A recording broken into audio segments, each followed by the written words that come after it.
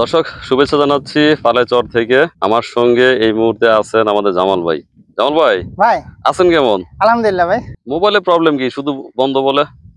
ভাই আমার মোবাইলের ওই চার্জারের ওই টাইপ সি এর গোড়ার ওই জায়গাটা ভেঙে গেছে, দিয়ে দেখা গেছে যে ওই সাইডটা দিয়েছিলাম, দিয়ে দেখা গেল যে ওই যাই সাড়ে তাই ছিল না, দুদিন পরে গাছ সাইডে দিয়েছে। তো আমার মোবাইলে দেখা গেছে সিম খুলে নিয়ে ওকে তো মোবাইল দিয়ে গেছিলাম, সিম এখনো ভরিনি, বাসায় যা ভরলে আবার হয়তো কথাবার্তা বলা যাবে। এটা ছোট মোবাইল নিয়ে নেন। ছোট মোবাইলে তো ভিডিও দেখা যায় না, ইয়ে করা যায় ভিডিও দেখা না গেলেও মানে অ্যাটলিস্ট সবার সঙ্গে যোগাযোগটা থাকে। আচ্ছা ভাই। যেমন আমার মোবাইল কখনোই মানে মানে বন্ধ হয় না, হ্যাঁ সেটা যদি আমি বন্ধ না করি, বুঝছো? আচ্ছা ভাই। অ্যাটলিস্ট যোগাযোগের ক্ষেত্রে তো মোবাইল একটা বড় ব্যাপার। হ্যাঁ অনেকে আপনাকে ফোন দিয়ে পায় না, হ্যাঁ তো পরে ফোনগুলো আমার কাছে আসে। আচ্ছা। তো যাক, সে বিষয়ে কথা বলি। এখন একটু বলি কি অবস্থা এই ক্ষেতের? এই তো ভাই ওই যে ওষুধ দিতেছি। আচ্ছা দর্শক, এই ক্ষেতটি মূলত আমাদের ইতালি প্রবাসী সেলিম ভাই এখানে ধান রোপণ করছেন। আমাদের জামাল ভাই যাবতীয় সহযোগিতা করে যাচ্ছেন। বেসিক্যালি এই ক্ষেতে ওষুধ দিতে হচ্ছে, যে কারণেই জামাল ভাই আপাতত এখানে আছেন, নাইলে হ্যাঁ, উনি আগে চলে নাহলে যেতেন। আমি এর আগে চলে যেতাম। আমি যখন আপনাদের কাছ থেকে বিদায় নিয়েছিলাম তার এক দুদিন পরে চলে যেতেন। তার একদিন দুদিন পরে চলে যেতাম। এখন সেলিম ভাই আবার আমি বলে যে জান ভাই আপনাদের তোমাকে আমার এই ওষুধগুলো অন্তত দিয়ে যান। তো ভাই এখন সে কাজে চলতেছে। আচ্ছা, আজকে হলো আপনার কয়দিন হলো? 4 দিন। ভাই কয়দিন ধরে কাজ করতেছেন আপনারা? আজকে 4 দিন। তো 4 দিনে দিনে প্রথম দিন ছিল হলো 4 জন, তারপরে থেকে ওরা 4 জন মনে হয় 2 দিন করেছে কাজ। আর আর আজকে হলো 2 দিন হলো 4 জন কাজ করছে, আর হলো এই 2 দিন হলো 5 জন কাজ করতেছে। আচ্ছা, তো এখন কত বিঘা হলো 4 দিনে? ভাই এটা তো মাপা নাই। আনুমানিক শুকুর ভাই বলেন। আনুমানিক কয়দিন হলো, মানে কয় বিঘা হয়েছে? 32 বিঘা। আর হলো এই সাইড হলো ধরেন 3 কানিতে 15 বিঘা। 3 কানিতে 15 বিঘা। টোটালি তো হলো আপনার 17 বিঘা। তার মধ্যে মানে আমি বোঝাতে চাচ্ছি যে আরো মনে হয় যে 8-10 দিন লাগবে। আর আরো 10 দিন লাগবে। আরো 10 দিন মতন। তো অনেক দিন থাকতে হবে আপনাকে। এখন যেহেতু দায়িত্ব আছে, এখন কেউ না দিয়ে গেল তো সমস্যা। 10 দিনের নিচে হইব না দাদা, ওইখানে 125 বিঘা জায়গা। তারপরে তো ধরেন আবার ওই পারে তো এখনো যাওয়াই হয়নি, ওই পারে আরো 65 বিঘা আছে, 60 বিঘা মতন। তো এখন সেলিম ভাই এই কাজে তো খরচও প্রচুর হবে। এখন খরচ তো যা করতেছি, তো খরচ তো মানে 4 জন 5 জন মাস যদি লেবার খরচটা বেশি ভাই। লেবার খরচ তো বেশি, বিঘাতে প্রায় 400-500 টাকা একটা লেবার প্রতি 1 বিঘা জমি দিতে লেগে যেতেছে, লেগে যাচ্ছে। 500 এই টাকা যে আমরা যে খরচ করলাম, খরচ। আমাদের যা কিছু হয়েছে মানে কোনো কিছুই ভালো করতে পারি নাই, কিন্তু লেবার খরচ তো না দিয়ে থাকতে পারি নাই। লেবার খরচ যাওয়া এখান থেকে উঠার আগে টাকা দেন, আগে টাকা দেন। লেবারের কোনো ইয়া নেই। না না, বাকির জন্য বলছি না, আপনাকে তো টুডে টুমোরো দিতে হবে। হ্যাঁ, এই যে আমরা যে কাজ করলাম, লেবার খরচটাই প্রচুর। আমাদের মরিচ ক্ষেত সহ যে আমরা কাজ করলাম, এমনও গেছে মাস 3-3.5 মাস, একটু বলি 3.5 মাস, কিন্তু 7 জন 8 জন লোক কাজ করছে। কাজ করছে। তো একজন লোকের আমরা তখন 550-600 টাকা দিতাম, 3 বেলা খাবার। তো পরে 800 টাকা করে পরে 800 টাকা পরে। কিন্তু আমরা যেহেতু প্রথমবার, এবং এইবার ভালো না হওয়ার অনেকগুলি কারণ ছিল, এর মধ্যে প্রথম হচ্ছে আমরা প্রথমবার, এটা একটা কারণ। সেকেন্ড কারণ হচ্ছে যে এইবার বৃষ্টিপাত না হওয়ার কারণে অনেকেই ক্ষতিগ্রস্ত হয়েছে। তো যেহেতু আমরা প্রথমবার, আমরা তো বেশি ক্ষতিগ্রস্ত হয়েছি। তো এখন এই লেবারের টাকা তো আর আমরা বাকি রাখতে পারি নাই, শুধু একজনের টাকা একটু বাকি ছিল নানা কারণে, আমাদের মামুন। তো মামুন জাতির কাছে না পরিশোধ তো হয়েছে, জাতির কাছে মানে আমাকে বিশাল বড় মাপের মানুষ বানিয়ে সে টাকা নিয়ে এখন সে অনেক খুশি। লাস্ট আমাকে একটা মেসেজ দিছে যে আমার অনেক ভুল ছিল, মানে তার অনেক ভুল ছিল, ছোট ভাই হিসাবে আমি যেন তাকে ক্ষমা করে দেই। আলহামদুলিল্লাহ, ক্ষমার সব থেকে ক্ষমার দৃষ্টিতে দেখাই ভালো ভাই। ক্ষমার বিষয় অবশ্যই আছে, কিন্তু সে যে কথাগুলো আগে বলছে, এই কথাগুলোতে সে কোনোদিন ফিরিয়ে নিতে পারবে না। এখন আপনি গরু মেরে জুতা দান করবেন নাকি, একটা কথা আছে না এরকম, জুতা মেরে গরু দান। তো সেটা তো কেমন হলো না? তো আমি একটু পলিটিক্সটা কম বুঝি। আমার কালকে আলম ভাই ফোন দিয়ে বলছে যে আপনি যেই জগতে ছিলেন সেখানে তো অবশ্যই অনেক মার প্যাচের মধ্যে ছিলেন, কিন্তু এই আপামর বাঙালির ভিতরে যে মার প্যাচ আছে, তো সেটা অনেক কঠিন, সেটা আপনি বুঝতে পারেন না। আমার বলছে যে আপনি বুঝতে পারেন না, তাই আমি বললাম যে হইতে পারে। তো এখন মামুন আছেন কই জানেন ভাই? আমি মামুনের সাথে ওই কখনোই ফোন দিয়ে আমি কথা বলিনি। না, এমনি তো জানেন কই আছে। আমি আপনার মুখে শুনেছি, কিন্তু আমি জানি না যে সে কোথায় আছে। আচ্ছা, বেসিক্যালি মামুন যখন এখানে আসলো আমি আনতেই না করছিলাম। হ্যাঁ। তো এখন যে কোনো ভাবে হোক মামুন এখানে ছিল। হ্যাঁ। তো আমার বেশিরভাগ লোকই বলছে, এবং যে তাকে নিছে সেও বলছে যে ও যে কাজ করে গেছে তাতে আপনার বেতন না দেওয়াটা ঠিক ছিল। আচ্ছা আচ্ছা। এই আমাদের ইউকে প্রবাসী জনাব ফয়েজ খান ভাই, ফয়েজ খান ভাইয়ের সঙ্গে সে আমাদের এখানে থাকা অবস্থায় যোগাযোগ করছিল। আচ্ছা। যোগাযোগ করে আস্তে আস্তে তার আপনাকে বলতো যে সে টাঙ্গাইলের একটা কোম্পানিতে চাকরি করবে। হ্যাঁ, ওটা আমাকে বলেছিল যে ওয়ালটন কোম্পানির হলো একটা ইয়েতে আমার কাজ করবে। হ্যাঁ, কিন্তু এটা আমাকে বেসিক্যালি সে বলেছিল। সেখানে যায় নাই, সে আমাদের ফয়েজ খান ভাইয়ের বাসায় ওখানে গেছে। তো ফয়েজ খান ভাই আমাকে ফোন দিছিলেন, আমি কোনো কারণে ধরতে পারি নাই। কিন্তু যখন আমি ব্যাক করছি 2-3 দিন পরে, তখন ফয়েজ ভাই ফোন ধরে বললো যে আমি ফোন দিচ্ছিলাম, আসলে মামুন তো আমার এখানে কাজ করতে চায়, তো এটা আপনার কাছে শোনার জন্য। তো আমি বললাম যে সমস্যা নাই, এখন ও তো চলে গেছে, বললেন আপনার ওখানে কাজ করতেছে করুক, ও যদি কিছু ভালো কিছু করতে পারে। এবং ফয়েজ খান ভাই আমাদের এখানে কিন্তু আসছিলেন। মামুন কিন্তু আমাদের বৃত্তের বাইরে হ্যাঁ। যাইতে পারে নাই। না না, সেটা কি করছে?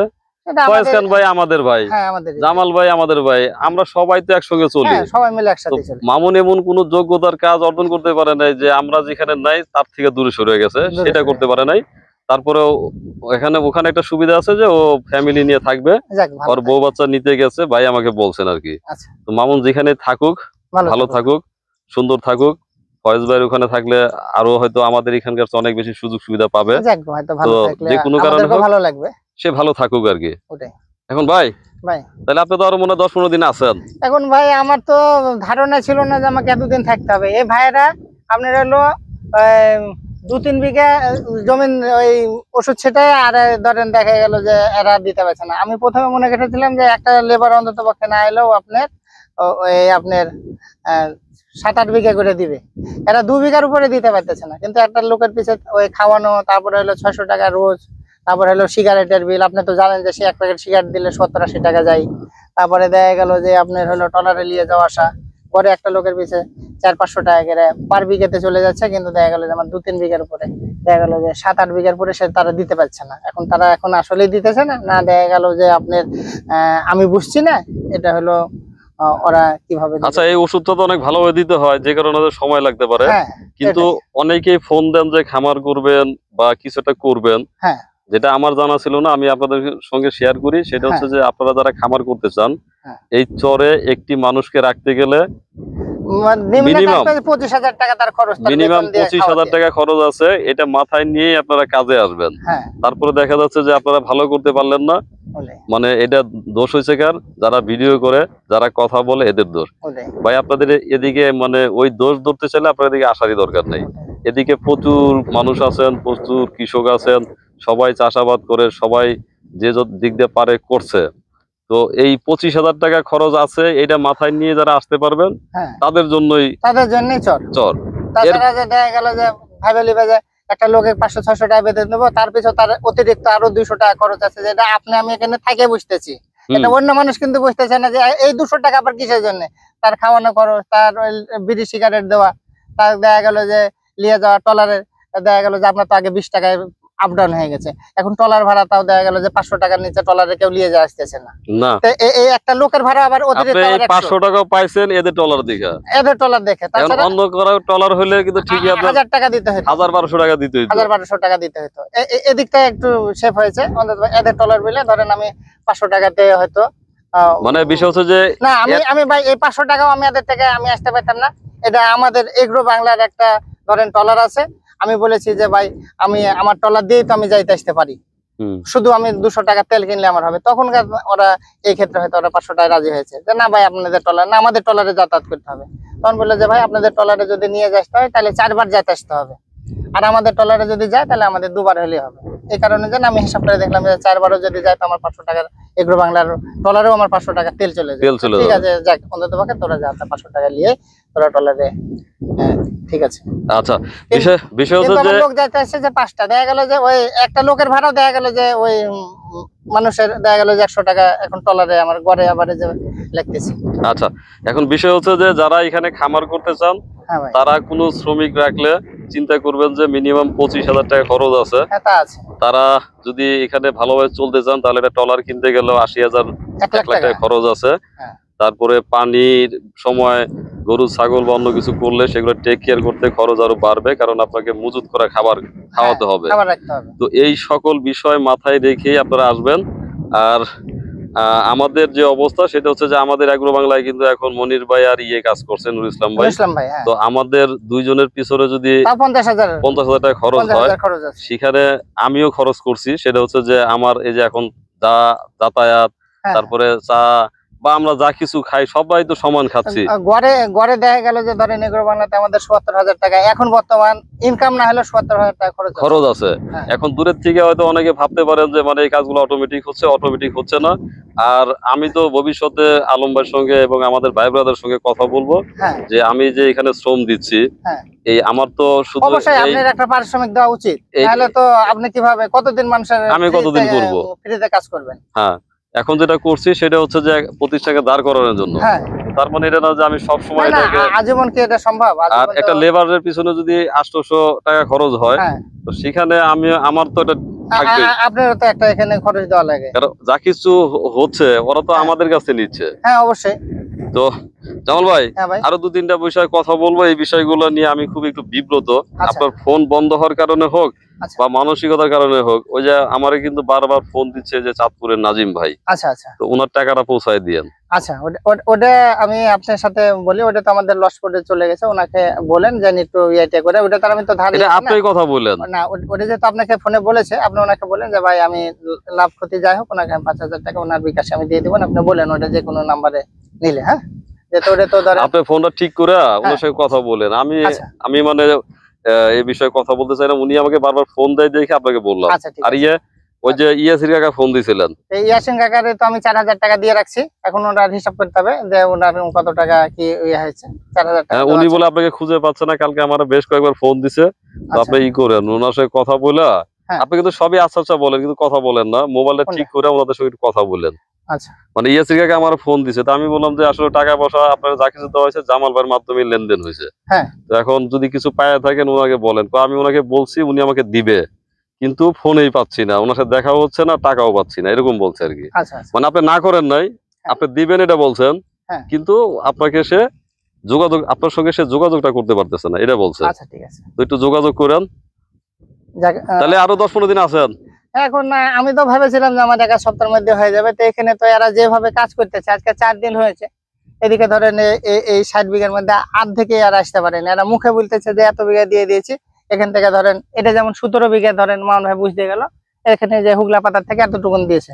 আর এখান থেকে এটা 17 বিঘা 3-4 মনে হয় সর্বোচ্চ দিয়েছে। আবার ওইদিকে আছে ধরেন আরো 19 বিঘা। 17 আর 19 কত হলো? 17 আর 19 হলো আপনার 17 আর 19 হচ্ছে 36। 65 বিঘার মধ্যে 36 বিঘা, 30 বিঘা দিতে দেখা গেল যে আপনার হলো 18 রোজ লাগা দিয়েছে। একটা লোক 2 বিঘার ফুটে দিতে পারতেছে না। আচ্ছা ভাই, আর একটা কথা বলি, হঠাৎ মনে হলো, এই যে নাজিম ভাইয়ের 5,000 টাকা দিবেন, নাজিম ভাই তো বারবার বোঝাচ্ছে যে সে টাকাটা হাওলাত দিচ্ছে। না, আমি ওটা ওনার কাছে হাওলাত নিয়ে যাবো কিসের লেগে? উনি তো করলা লাগাতে দিয়েছিল, করলাতে তো লাগাতে ওটা তো ইয়াই হলো না। ও জমি চাষ করে জমি দিয়েছিলেন? জমি চাষ করার জন্য ওটার থেকে তো আপনার যা খরচ তো কেউ খরচই দেয় না। তারপর আমি দিতে চাইছি, যাই হোক উনিও হয়তো দিয়েছিল, এটা ভালো রেজাল্ট আসেনি, তাও আমি ওনাকে একটু কিছু হলেও দিয়ে দিব না। মানে সবাই হুজুগে পুরো ভিডিও দেখে কল দেয়, আর যখনই মনে করেন যে কোনো ঝামেলা হয় তখনই মনে করে যে ওনারা বিশাল ঠকে গেছেন। ভালো থাকেন, আর ওনাদের দখলে আরো লোক বাড়ান, আর মেশিন দখলে আরো 2টা কিনেন, কারণ এটা তো সময় তো অনেক বেশি লাগবে। এখন লাগলো, এখন দেখি এমনি তো ধরেন 3টা মেশিনে কাজ করতেছে, আর হয়তো দেখা গেল যে লাগলে না হলে আরো 2-1টা মেশিন কিনে লোক বাড়ান, হয়তো কাজ লোক বাড়ায় নিয়ে নেন, ক্লিয়ার করে নিতে হবে। আচ্ছা ভালো থাকেন।